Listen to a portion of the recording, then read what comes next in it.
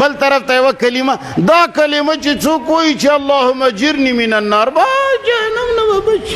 نه چې زه په اللهم اجرني من النار د جهنم نه بچ کېږم، مازغه مې خراب دي چې زه ورته روژې ساتم. د الله د پیغمبر په دعاګانو کې دي اللهم اجرني من النار، الله موږ د اور د جهنم نه وساتې. دا دعا د دعا چې الله ما د جهنم د اور نه وساتې، د دې دا مطلب نه چې تا اللهم اجرني من النار باندې د جهنم نه بچ کېږي، نو بیا مونځ سره کې بیا اودس سره کې هلکه غرق شي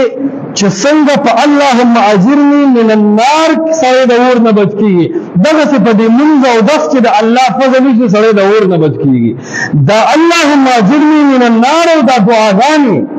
دا د جهنم نه د بچ کېدو ټیکټ نه دی، دا درخواست دی الله ته چې ای الله زه ډېر ګناهګار یم، زه لمونځ هم کوم، زه اودس هم کوم، زه قرآن او حدیث هم منم، خو د دې باوجود وایم چې اجرني من النار، ما د اور د جهنم نه بچ کړي. که سړی دا اعتراضونه کوي چې یاره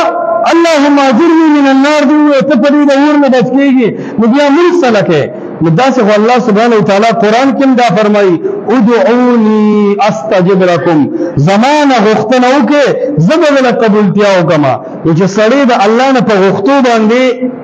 کامیابېږي، بیا دا مونځ څه کوي، بیا اودس څه کوي، بیا جهاد څه کوي، بیا روژې سره پاره نیسي، بیا زکات ولې ورکوي. خو د الله بندګانو د دې معنی دا وي چې د الله نه د بچ کېدو دپاره څه اسباب وي، هغه اسباب کله دعا ده چې اللهم اجرني من النار، الله د اور نه دې بچ کړي، کله هغه مونځ وي، کله هغه اودس وي، العرض ټولې لارې به لټوو چې الله سبحانه وتعالی موږ د جهنم د اور نه بچ کړي. او الله سبحانه وتعالی موږ سره ډېره ښه معامله وکړي.